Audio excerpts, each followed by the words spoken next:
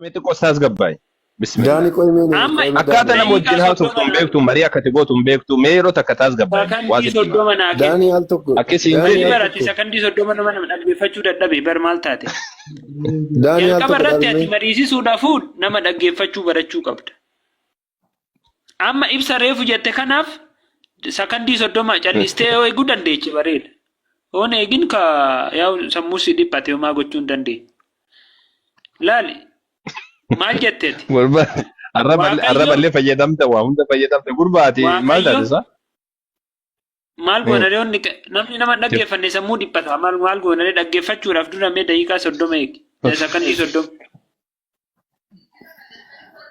Deemi milishaa ta'ee ganda keessa deemi boqon maali boo kana namatti iyyasaa a'uudhu billah. Jaartiin kan kee akkamisii wajjin jiraate gurbaa bismillah. Takka achi ba'ee warrabsa takka nu warrabsa takka maal jedha maal naga uumame ati daqiiqaa meeqa sii kennee si dhaggeeffate jalqaba irratti yeroo jalqaba deebisiin jedha. Haga waa meeqa si wajjin obseesaa ati nama meeqa ganaan jettu hunda si obsaatiin ture. Naa deebisuu diddee daqiiqaa meeqa eega sani dhaggeeffadhu jedhaa kun fayyaalisi karaa muudaa. Ayyee ifaa jetta dubbadhume. Akkam ustaas nagaa keessanii jirtu? Nagaa alhamdulillah fayyaa jirta. Jirra galata Waaqayyo akkam isin nagaadha miti? Maal waliyyisiistan Jira maal taatanii? alhamdulillah. Maal jettee? Walitti fakkoraa turtanoo? Maal oli fokkora kuni gurbaan fayyaalessaati akkaataa itti qabanu dhabni sii galtee gara itti qabanu garii sossobanii qabatanii garii lolanii qabatanii kun gara itti qabatanuu qabu. Mee maal irraa Yoo lolle fuula keessanitti as lola yoo suuta qabanne jennee suuta kee jedheen qabamu. A'uudhu billah. Ayyee gaafii si gaafadhaan gaafii xiqqoo siidha qaba. Tole. Waaqayyo ni mul'ata ijaan isin biratti. Waaqayyo waaqayyummaa isaatiin hin mul'atu. Waaqayyo ni mul'ata isin jedhe gaafii. Waaqayyummaa isaatiin hin mul'atu hin jedheen immoo. Maal waaqayyummaa malee waan biraa qaba moo waaqayyo? Waaqayyo waaqayyummaa kan qabu hin jedhan. Waaqayyo waaqayyo fakkeenyaaf amma ati namummaa waan qabduuf nama jedhan. Waaqayyo waaqummaadha. Waaqummaa jechuun waan inni ittiin himamu. Adjektiiviidha yookaan ammoo waan inni ittiin himamu hin jedhama. Si galtee waaqayyummaa jechuun waan mul'atu miti sifa isaati yookaan waan inni ittiin himamu jechuudha. Waaqayyo kan waaqummaa qabu hin jedhama. Waaqayyo mul'ata ofii isaati. Namatti mul'ata namni arguu danda'a. Waaqayyoon dura eenyuyyuu dhaabbachuu hin danda'u waaqayyo jaanis hin mul'atu. Okay, tamam. Namatti mul'atu eenyullee fuuldura isaa dhaabbachuu hin danda'u. Bareedaadha. Okay, waaqayyo namatti mul'achuu fuuldura isaa eenyullee dhaabbachuu hin danda'u. Jijjiiramaa hoo gara namaatti jijjiiramee dhufa namatti fakkeenyaaf amma nama faa fakkaatee yookaan waan biraa fakkeenyaaf amma waan naa fakkaatee ibidda faa fakkaatee yookaan ammoo leenca faa fakkaatee waan biraa fakkaatee kanneen namatti dhufuu danda'a. Hin dhufa. Wantoota kana fayyadamee nama faa fakkaatee hin dhufa waaqayyo namatti. Waaqayyo akkaataan itti mul'achuu danda'u. Sagaleen koo jiramni? Waaqayyo kan inni mul'achuu danda'u namummaadhaan mul'ateera. Waaqayyummaan Yesuus Kiristoos immoo namummaa Kiristoosiin keessa waan jiraatuu fi nama ta'ee mul'ateera jechuudha. Gaafiin kiyya akkasiidha miti. Waaqayyo nama faa fakkaatee mul'ataa siin jedhe ofii isaati. Nama faa gaafa jettu maxxantuu qaba. Akkas jechuun horii ta'ee mul'ataa waan kan biraa beellada ta'ee mul'ataa waan fakkeenyaaf akka nama faa gugee faa yookaan allaattii faa ibidda faa fakkaatee mul'ata uumama kana fakkaatee jechuudha. Ta'iiwwan fakkaatee mul'anne kan inni ta'ee mul'ate nama ta'ee mul'ateera nama guutuu ta'e qaama namummaatti. Nama uumama fakkaatee ni mul'ata aduu. Ilaa gaaffiin kee naa dhufeera ammanaaf. Kan inni ta'ee mul'ate waaqayyummaa isaa qabatee waaqayyummaan isaa immoo namummaa Kiristoosiin keessa waan jiruuf namummaa Yesuus keessa waan jiruuf. Ani waan Kiristoosii biran keenya gasidha. Waan Kiristoosii biran keenya gasidhaadha. Digaltee waan Kiristoosii biran keenya. An bakki jiru bakkuma tana jira. Yesuus Yesuus hin biran geenyan waaqayyoon keessan keessi waaqa jettaniin nama ni ta'a nama ta'a. Amma sammoo gugee fa'a allaattii fa'a ni ta'a. Ibidda fa'a ni ta'a. Hin ta'u. Okay, bareedaadha. Goobazii koo. Okay. Fakkeenyaaf gaafa Yesuus Kiristoos cuuphame san gaafa cuuphame Yesuus irratti gaafachuu hin deemu beeku. Gaafa Yesuus cuuphame san Yesuus itti deebina. Hafuurri qulqulluun bifa gugeetiin dhufee Yesuus irra buufatee. Ammas hojii ergamoota boqonnaa lamarratti bifa maalittiin dhufe bifa gucee ibiddaatiin dhufe ifeef barattoonni arganii turan. Okay? Barattoonni arganii turan. Waaqayyo si biratti wantoota akkanaatiin hin ta'uu jette. Wanta akkana ta'eetiin hin dhufu jette. Okay, akkamitti kunoo allaattii ta'eetiin dhufe bifa allaattii fudhatee akkamitti? Bifa maaliitiin jedha? Bifa gugeetiin jedha miti? Bifa gugeetiin jedha. Waaqayyotu irra bu'e jedhaare? Moo bifa gugeetiin irra bu'e jedha? Hafuura qulqulluu irra bu'e. Hafuurri qulqulluun waaqaa miti moo? Qoy gaaffii kee maal gaaffii nan tafattafinatti qoyinsi gaafachaa jira. Bifa maaliitiin irra bu'e jedha? Hafuurri qulqulluu sun bifa maaliitiin irra bu'e jedha? Bifa waaqayyootiin jedha moo bifa gugeetiin jedha? Bifa gugeetiin. Bifa waaqayyootiin. Bifa waaqayyootiin yoo jedhe ragaa fidiyatis. Lakkii bar hafuurri qulqulluu isin bira hafuurri qulqulluu waaqayyoodha jedhami kiristaan. Hafuurri qulqulluun hafuura waaqayyooti. Malee isa waaqayyoodha jenneerra. Malee waaqayyoo miti. Waaqayyoo miti inni. Hafuura waaqayyooti. Hafuurichi immoo humna hojjetu of keessaa qaba. Si galee? Malee waaqaa miti hafuurri qulqulluu waaqaa miti. Waaqayyoodhaas waaqayyoo miti siin jedhuan. Ilaa hafuurichi hafuura waaqayyootidha malee. Waykaa. Bifa maaliitiin irra bu'e? Lakkee ifa. Akkamitti ati waan allaattii fakkaatee dhufeen waan ibidda fakkaatee dhufeen akkamitti waaqa jetteen ati? Uumama fakkaatee dhufeen. Waaqayyo si jedhee waaqa jetteen ati. Dhaggeeffadhu sitti himu. Waaqayyo si maal jettee maal jettee? Bifa maaliitiin irra bu'e jedha? Bifa maaliin irra bu'e jedha? Bifa gugee bifa allaattiidhaatiin. Al tokko bifa biddaatiin jedha. Al tokko bifa gucee biddaatiin jedha al tokko immoo bifa gugeetiin bifa allaattiidhaatiin dhufee jedha. Taadaa waaqayyo jedhaareenni. Waaqayyo jedhaareenni. Maal hafuurri qulqulluu waaqayyoodhaa si biratti? Akka itti amanteedha. Lakkan itti namanu ati maal jettee amantaati? Hafuurri qulqulluu waaqaa miti biratti? Waan akka itti amane qabaan isa maal goote inni dhoksaadhaan ka'a. Inni keessa kootiin inni keessa kootiin garuu macaa qulqulluus ta'e. Eessa dhoksita gadi baasi malee bakki dhoksan hin jiru. Maafi dibbeek. Wanni dhoksa wayitu hin jiru. Maaliif hin jiru? Wanni dhoksa wayitu hin jiru. Gabbaastee nu himuu qabda malee. Hafuurri qulqulluun si biratti waaqaa miti. Keessa kan keetti waaqaa miti. Keessa kootti akka itti amane qaba. Garuu gaaffii kee wajjin wal faallessa. Gaaffiitti na gaafachaa jirtu bar. Ati gaaffii kee na deebisuudhaaf hafuurri qulqulluu waaqaa miti. Gaaffii lammaffaatti darbite jechuudhaati. Keessaa baana sana keessaa. Lakki achi keessan baanaan jechuma jiraan. Hafuurri qulqulluun kiristaanii waaqa jedhaan. Hafuurri qulqulluudhaan kiristaanii waaqa jedhaan. Pheenxeen waaqa jettiin. Gaafficha naa deebise. Gaafficha naa hin taane. Gaaffii keessa jalqabaatti deebi. Gaafiin kiyya kanumaa bara. Gaafiin achuma barri sun ijaarmaa malee gaafiin kiyya bakka kanaaf deema. Hafuurri qulqulluu. Okay. Tolee gara Yesuus kanatti mirkaana. Hafuurri qulqulluun rakkoo godhatee jira. Amma waaqummaan hafuura qulqulluudhaa xiqqoo si rakkoo godhatee jira. Gara Yesuusitti deebina. Gara Yesuusii kana si wayyaami? Qoy ani immoo sin gaafadha gaaffii. Qoy. Yesuusitti deebina xiqqoo sidha. Okay. Amma yaa jamaa duratti maal jedhee waaqayyoo uumama ta'eetiin hin dhufuu naan jedhee faan. Yesuusoo abdii mana kana wanna godhime akkasitti irra naa mijjata. Akkana godhee. Hayyee maal jettee ifaa waaqayyo uumama ta'eetiin hin dhufuu jette. Okay. Uumaman ta'u uumama isaatii ofii isaatii uumama ta'eetiin hin dhufuu jette. Tamaam. Yesuus Kiristoos ummanni argaatiin turan harkaan qaqqabachaa turan dhalatee jira ilma dhiiraati. Harkaan qaqqabaa turan. Harkaan qaqqabamu. Funyaan qabaa ija qabaa kanuma akka kiyyaa kana qaba jechuudha. Inni qaqqabamu sun ka waa nyaatee dhugaa ture sun waaqa moo waaqa miti? Qaamni qaqqabamu kun. Qaamni qaqqabatame. qaama namummaati.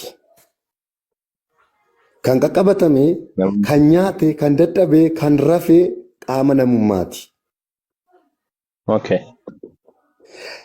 Qaama namummaa sana keessa immoo waaqayyummaatu keessa jira. Namummaan sun kan eenyuti? Namummaan sun kan namaati moo kan waaqaati? Namummaan suni namummaa nama fooniiti. Akkuma koo akka keeti. Hin rafa, hin nyaata, Okay. hin dhugaa, hin Uumamaadha hin jechuudha. dadhaba. Akkuma anamma uumamaadha. Innillee uumamaadha.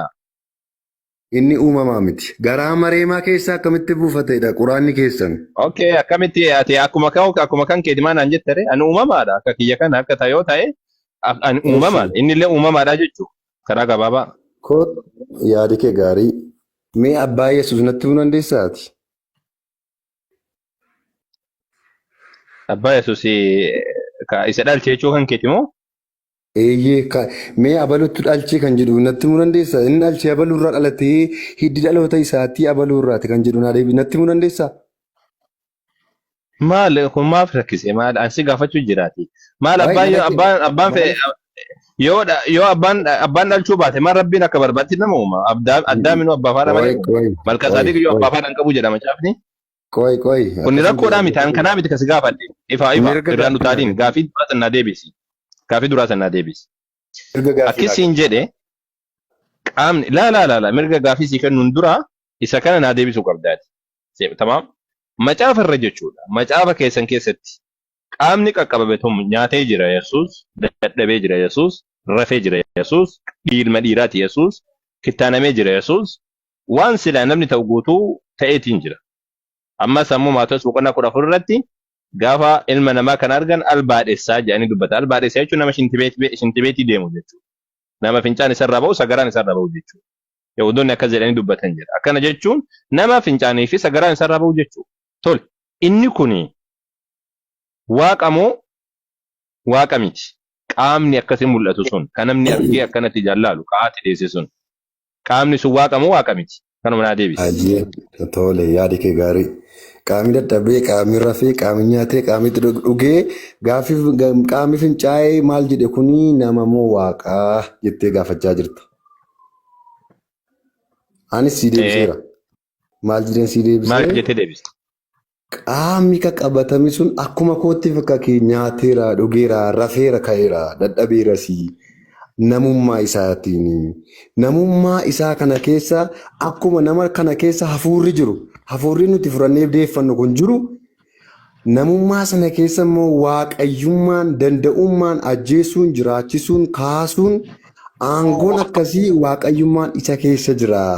Inni waaqa akkasiiti. Garuu qaamaan nama ta'e mul'ateera. Sababii inni qaamaan dhufee mul'ateef. Maal jechuudha namummaa mul'ate? Namummaan akkamiin mul'ate? Fakkeenya ati namummaa of keessaa qabdi. Namummaa jechuun nama ta'uu jechuudha bara. Kun waan mul'atu miti bara. Waan asitti himamtuudha. Hima jedhama.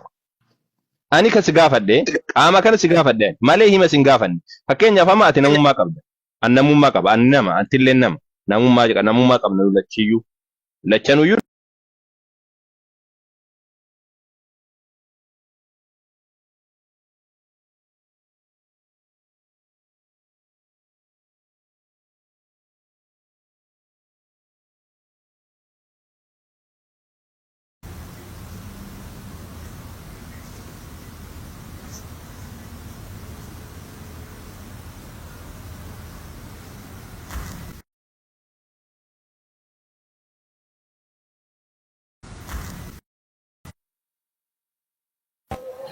Okay, tamam. Waaqa miti. Egalee qo'iga. Waaqa miti. Qo'iga akkasumas situ jedhesa. Ani jennu. Maaliif waaqa miti jedhi kaa maal achuma nuti muddi. Maafin jedhama akkas dhaggeeffadhu gaasitin hima. Qaama nama ta'e. Akkam gootaree jirti waaqni mul'atu jettee jirtaati. Uy, ati isin immoo kanuma haasaa nama dhaggeeffattanii of malee kana baddanii haasaa nama bantu ajandaa bantuu nama dhaggeeffattan kan keessan qofan godhina. Okay, tamam. Itti bu'eeyye. Qaama mul'ate. Laa. Namummaa mul'ate kanarra kan jiru waaqayyummaatu keessa jira. Waaqayyummaa jechuun waaqa isa lafa kanaaf samii kana uume tokkicha waaqayyoo. Kanatu keessa jira isarra immoo sababi inni nama ta'ee mul'ate. Inni sun irra jiraate ifa saatiin jalaa gubuu jirta wallahi. Akka malee saatiin jalaa gubuu jirta. Gaafii kiyoo sun deebisin. Ani kasiin jedhe keessa jira waan keessa jiru itti deebine san. Keessa jira mun jiru kan jedhu itti deebine. Ani kasiin jedhe kan mul'ate sun. Qaamni mul'ate kun qaamni mul'ate hin deebine nama naan jette waaqa miti siin jedhe waaqa miti. Waaqummaan hin mul'ataa? Okay kan waaqummaan jinneen waan waaqummaa irra sin gaafanne waaqa irra sin gaafanne. Dhaggeeffadhu gaa.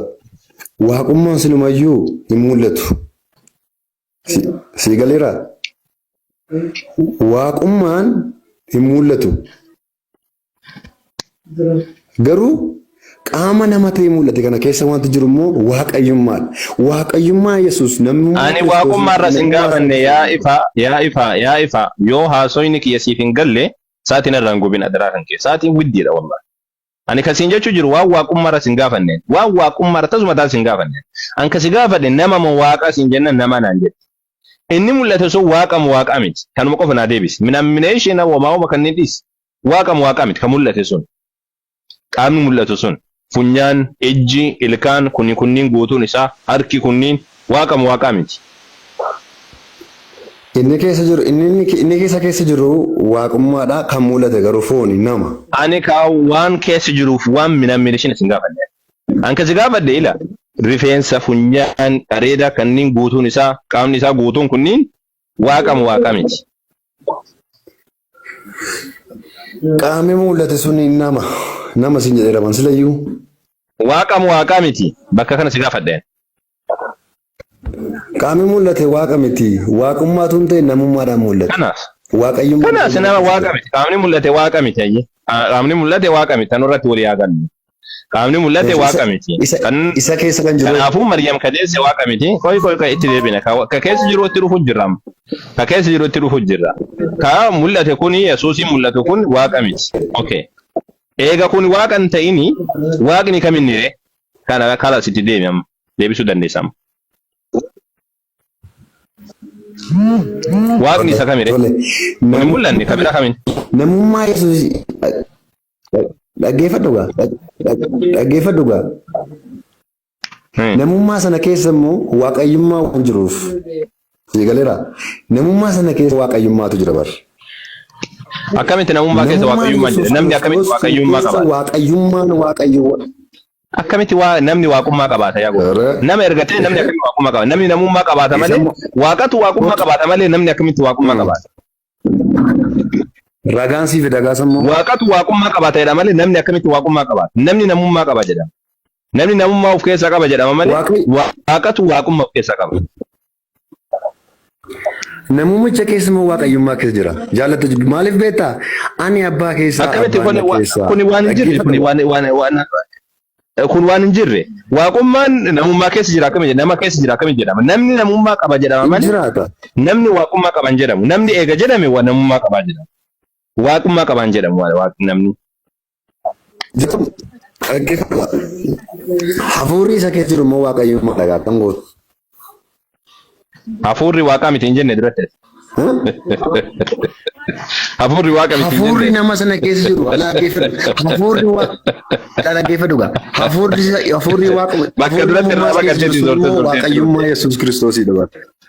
Zortee bakka duratti dhufte waaqa miti hafuurri hin jenne ofii kan keeti. Dhaggeeffadhu gaa maal sammuu kaasee rabaadha. Namummaa sana keessa waaqayyummaatu keessa jira. Kanaaf itti amanan isin garuu wanni tokko Yesuusin keessa jiru hin jiru yaa goobajee ko Yesuus nama erga jette waaqa miti erga jette inni mul'ate inni dhalate sun waaqa miti erga jette Yesuusin keessa wanni jiru tokko lee manni maal ta'e jamaa jenne mee gaafi tokko waa tokko ni dangabe ani jenne ayyee gaafadhu jettee jirta gaafadhu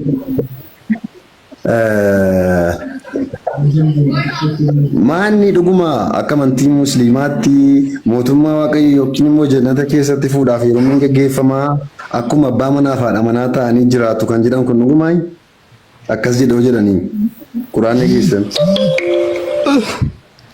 Mootummaa waaqayyoo jechuun maal jechuudha? Mootummaa waaqayyoo waan jedhamu beekaa. Jannata keessatti.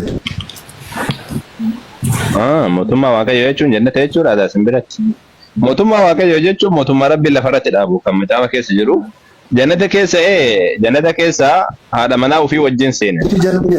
Maatii wal biraan hafu keenya dhageeffadhu kaa. Rabbiin subhaanahu wa ta'ala warra dalagaa warra gaggaarii warra islaamummaa qaban warra amantii qajeelaa qabani. Na dhageeffachuutti hin jirtu moo? Dhagaan jiram maatii wal biraan hafu jettee jedhee. Na dhageeffadhu kaa maal? Ragaa sii kennee suuta dhageeffadhu kaa.